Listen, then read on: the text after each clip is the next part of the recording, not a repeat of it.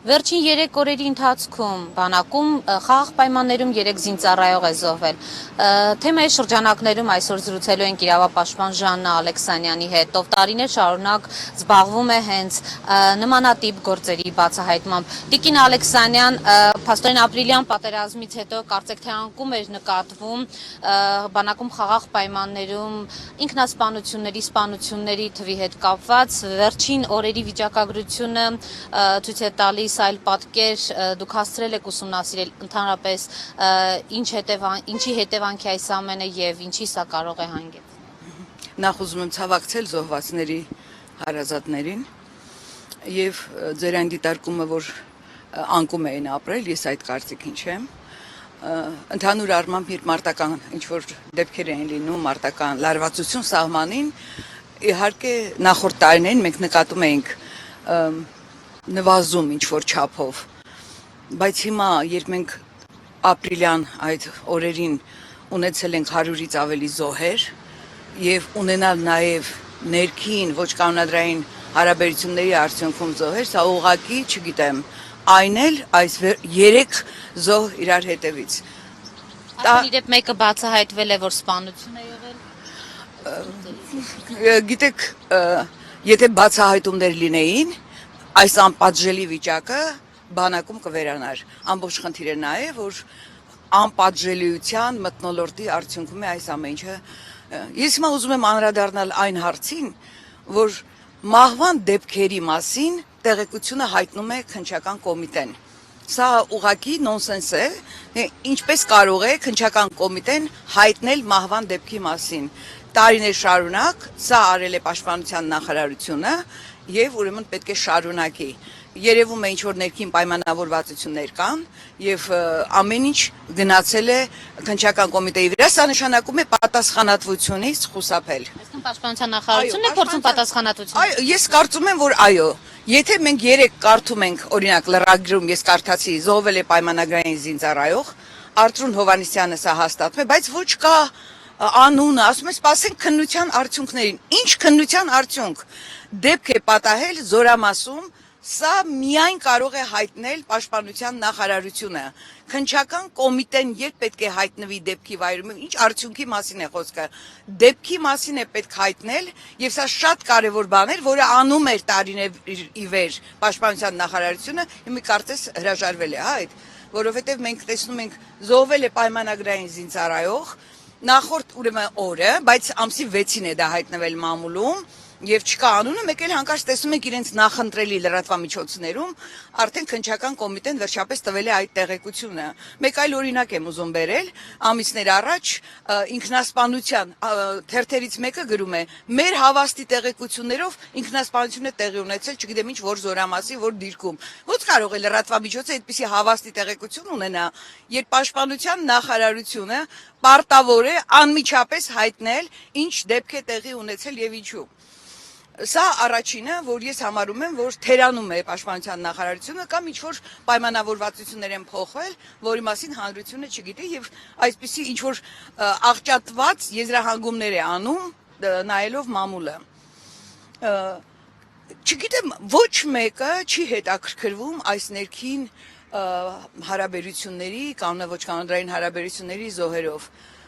Օրինակ, ազգային ժողովի պատգամավոր կարծեմ Թևան Պողոսյանը առաջարկում է 18 տարեկանից զորակոչել բանակ։ Եվ սա հայրենասիրության դրսևորում է դիտարկվում, բայց որևէ մեկը երբևիցե ազգային ժողովից չի բարձրացրել հարց, դե տեսնենք ինչի արդյունքում է, որ զոհվում են այս զինվորները։ Էլ չեմ ասում բացահայտումների մասով, լավ, Զորամասում տեղի ունեցավ, մի հատ հանձնաժողով ստեղծեք, մի հատ լուրջ նստեք քննարկեք, թե ինչի պետք է զոհվեն, քիչ են զոհվել։ Եվ ինչ տեսանք մենք այդ պատերազմի օրերին, տեսանք, որ մեր զինվորը միայնակ է, ինչպես մենք տեսնում էինք մնացած ժամանակ, երբ դատարանում պատասխանատվություն է կրում զինվորը, մեկը զոհվում է, մյուսը պատասխանատվություն է կրում, մյուսը վկա է կանչվում, ծեծվում է, ջարդվում, սա այսինքն ամբողջ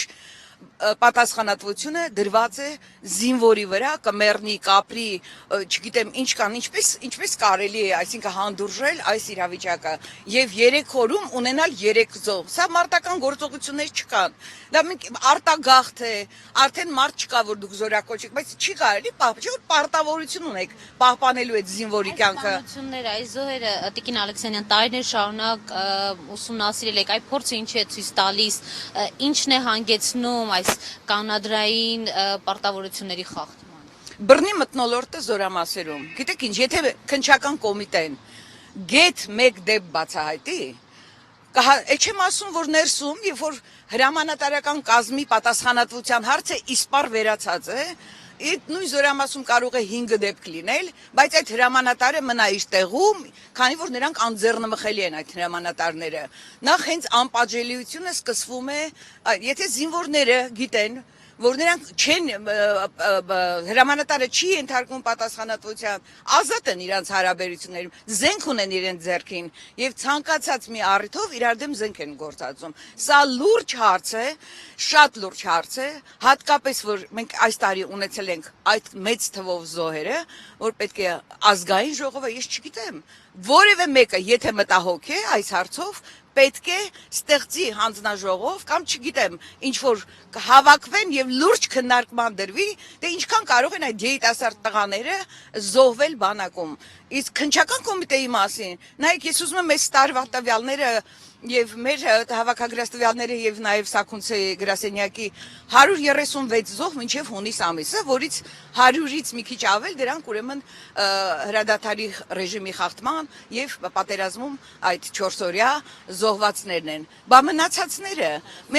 ես հիմա ձեզ կասեմ, մնացած կան դժբախտ պատահար վիճակագրությունն է մինչ այս տարվա մինչեւ հունիս ամիսը, ուրեմն 13 դժբախտ պատահար վթար եւ այլն, բայց կա 11 սպանության դեպքեր, այսինքն մարտական կանոնների խախտում, չգիտեմ եւ այլն, եւ 8-ը ինքնասպանություն։ Սա մինչեւ հունիս ամիսն է։ Եվ ինքնասպանությունը, գիտեք, որ ամբողջությամբ կասկածելի եւ երբեք չի եղել դեպք, որ մենք տեսնենք, որ իրոք այդ քննչական մարմինը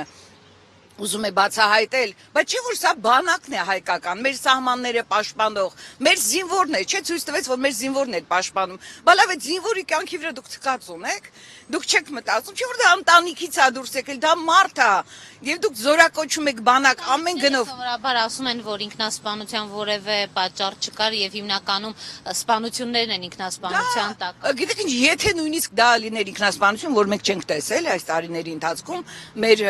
ուրեմն հետաքննությունների, ուսումնասիրությունների արդյունքում, եթե նույնիսկ ինքնասպանություն, դա նշանակում է բռնի մթնոլորտի արկայությունը զորամասում։ Լավ, ինչ են, ես չգիտեմ, ուղղակի ոնց կարելի է ասենց անտարբեր լինել։ Այս կյանքի կամ այդ պայմանագրային զինծառայող այդ ենթասպան, որը մահացել է, Գեգամ Եղիազարյան, նրանք գտել են մարտական ճանապարհին ծառի տակ ինչ որ քարի վրա, չհասկացա։ Սա քննչական կոմիտեն է այդ տեղեկությունը, որտեղից ստացավ քննչական կոմիտեն այդ տեղը։ Չէ՞ որ դեպքը եղել է պաշտպանության համակարգում։ Չի կարելի խառնել այս ամեն ինչը իրար։ Պաշտպանության նախարարությունը բավականին հրատապ եւ օբյեկտիվ ինֆորմացիա էր ներկայացնում հանրությանը։ Հիմա լավ, այսինքն հիմա հանրությունը ոնց պիտի ընկալի։ Ուշանում են ապրիլյան պատերազմից հետո այսպիսի ինֆորմացիա տարածել, ինչով է պայմանավորված։ Այո, հիմա նայեք այդ նախորդ դեպքը, անուն ազգանունը Արայիկ Օրդուբեկյան, ուրեմն նրան ասում են, որ հակառակորդի գնդակից է զոհվել, այդ ձեր հարցի պատասխանն է սա, նա հետմահու պարգևատրվում է եւ անմիջապես հաջորդ օրը նոր ինֆորմացիա է գալիս, որ ուրեմն այլ հանգամանքներում է տեղի ունեցել մահվան դեպքը։ Եվ պարզ է քննչական կոմիտեն, որը սովոր է կոծկել եւ պարտավոր է պաշտպանության նախարարությունը բացատրություններ տալ դեպքերի վերաբերյալ, քննության վերաբերյալ, թող քննչական կոմիտեն տա բացատրություն։ Եվ սա ինչ ոնց կարելի է մարդկանց այս աստիճանի ստրեսի մեջ պահել։ Բայց այդ նույն զինվորներն են, չէ՞ ձեր կյանքը փրկում այդտեղ կանգնած, հերոսաբար եւ միայնակ։ Լուծումը որտեղ եք տեսնում, այ հանձնաժողով եք առաջարկում ստեղծել, որը կքննի պատճառները եւ կփորձի լուծումներ տալ, ինչպես կարելի է հասնել փոփոխությանը։ Լուծումները ես տեսնում եմ հանրության մտահոգության մեջ, պատասխանատուների մտահոգության մեջ։ Ոչ թե քննչական կոմիտեն պետք է այս ամեն ինչի մասին խոսի եւ պաշտպանության նախարարությունը ձեռքերը լվանա։ Նրանք պետք է բոլորը համատեղ ամեն մի զինվորի կյանքի համար պետք է պայքարեն եւ ոչ թե իրար հետևից դեպքեր լինեն, ինչ հիմա 18 դեպք արդեն մինչեւ հունիս ամիսը եղել է, որը մարտական գործողությունների արդյունքում չի ոչ էլ հրադադարի խախտման ռեժիմի արդյունքում է։ Լավ, բայց ինչ 18 հասկանում եք, գումարենք այս 3-ը 21 եւ ամեն տարին մենք գումարենք, նախորդ տարվա թվերը գումարենք, այս տարի տեսեք դրանք ինչ թվեր են։ Բայց մեղք են, չէ՞ այդ տղաները, բայց որ դրանք գնում են հայրենիքի համար ծառայելու։ Եվ գիտեք, երբ որ այսպես մենք խոսում ենք, ես կոնկրետ այսպես խոսում եմ, բոլորը, չգիտեմ բոլորը չէ, բայց ինչ որ տեսնում եմ երբեմն, դե ինչ քննադատություն է իմ հասցեին հնչում, մնացածը հայրենասերեն մենք չէ, երբ որ մենք ուզում ենք, որ այդ մարդկանց կյանքը, նրանք գնացել են ծառայելու, ծառայեն։ Եվ բոլոր այդ տղաները, որոնք հիմա այս անհասկանալի պատճառներով են զոհվել, նրանք բոլորը հերոսներ են։ Նրանք եթե սկսվեն մարտական գործողություններ, որը մինչև հիմա ոչ ոք չի բացառում, այդ նույն հերոսություններով էին,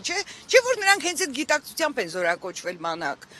Բա ինչ անել այդ ընտանիքները, որ ճանապարհում են իրենց որդիներին։ Նրանք մտածում են, որևէ պաշտոնատար անձի երեխա զոհվել է, որ որևէ մեկը մտահոգվի, որևէ մեկը ծառայել է մինչև հիմա, որ մտահոգվեն, պետք է իրենց հասնի, ես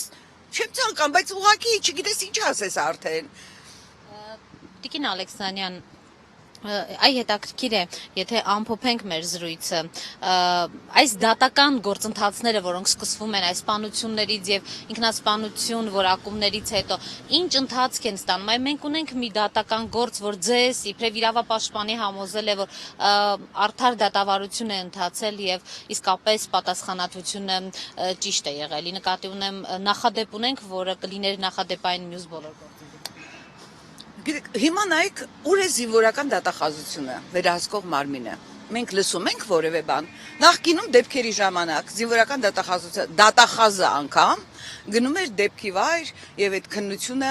տանելու, էլի միևնույն է, չէին բացահայտվում։ Ես չեմ կարող նշել որևէ դեպք։ Գիտեք, մենք մի գործ էինք ուսումնասիրում զինվորի մահվան դեպք եւ դատարանում, երբ արդեն բացահայտվել էր եւ այն վկան, որը պետք է տար միայն ասեր, թե ինքը ում տեսավ կամ ինքն էր արդյոք, որ այդ զինվորի հետ որակված էր ինքնասպանություն, դատարանը հրաժարվեց վկային կանչել դատարան։ Այսինքն նախ այդ ճնշումները եւ կարծում եմ վերևից է որոշված, որ չպետք է բացահայտվեն այս դեպքերը, որակ են ինքնասպանություն մի մասը, մյուս մասը թողնեն։ Նպատակը ո՞րն է իդեպ։ Եվ ես չգիտեմ, բանակը նոնսենս է, որ այնտեղ սպանություն չի կարող լինել։ Ես չգիտեմ, բայց լիքը գործեր են գնացել Եվրոպական դատարան եւ մինչեւ հիմա մենք չունենք որևէ գործ զինվորական դեպքերով, որ լուծում է ստացել Եվրոպական դատարանում։ Կարծում եմ, որ ի վերջո կստանա։ Կամ ինչ է կատարվում, հիմնական զոհերը դրանք Լեռնային Ղարաբաղում են տեղի են ունենում այս դեպքերը։ Լավ, ինչ եք մտածում, չեք մտածում, որ ասենք ով պետք է գնա այդ սահմանը պահի։ Ինչքան կարելի է զինվորների, դա պետության ուղղակի պոզիտիվ պարտականությունն է եւ երբ ասենք մեկ տասնյակ չափ ծնողներ, որոնք գիտեք դրսում են, նրանց ծաղրում են, նրանց ոստիկանությունը բայց նրանք չեն կարողանում հաշտվեն այդ անարդար իրողության հետ։ Նրանք որոնք 10 տարուց ավել են արդեն եւ այդպես էլ չեն բացահայտվել։ Սա առաջին հերթին բանակի համար շատ լավ կլինի, եթե բացահայտվեն։ Եւ պետք է, եթե նույնիսկ դուք թողել եք քննչական կոմիտեի վրա, դուք պետք է ամեն ինչ անեք, որ բացահայտվեն, որ վերանան այդ հանցը։ Դե պատժեք ձեր զորամասի հրամանատարներին ուրեմն այդ դեպքերի համար։ Որևէ դեպք գիտեք, մենք չենք տեսել դատարաններում, որևէ դեպք մահվան գործերով, որ պատասխանատվության ենթարկվի բարձրաստիճան սպա։ Եվ հիմա այս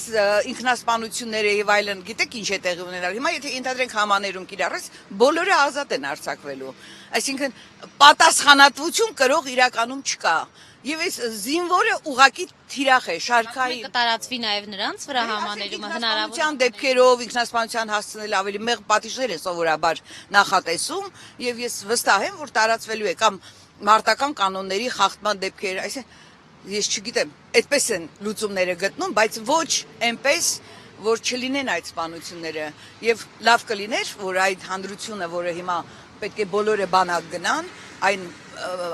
պատգամավորները կամ չգիտեմ այլ անձինք թող մի անգամ մտածեն բանակի ներսը փոխելու եւ նոր կոչեր անելու, որ բոլորը այն ժամանակ բոլորը կամավոր կգնան, եթե իմանան, որ ամեն ինչ ներսում նորմալ է եւ խաղաղ է։ Շնորհակալ եմ Տիկին Ալեքսանյան, հիշեցնեմ, որ մենք զրուցում էինք իրավապաշտպան Ժաննա Ալեքսանյանի հետ։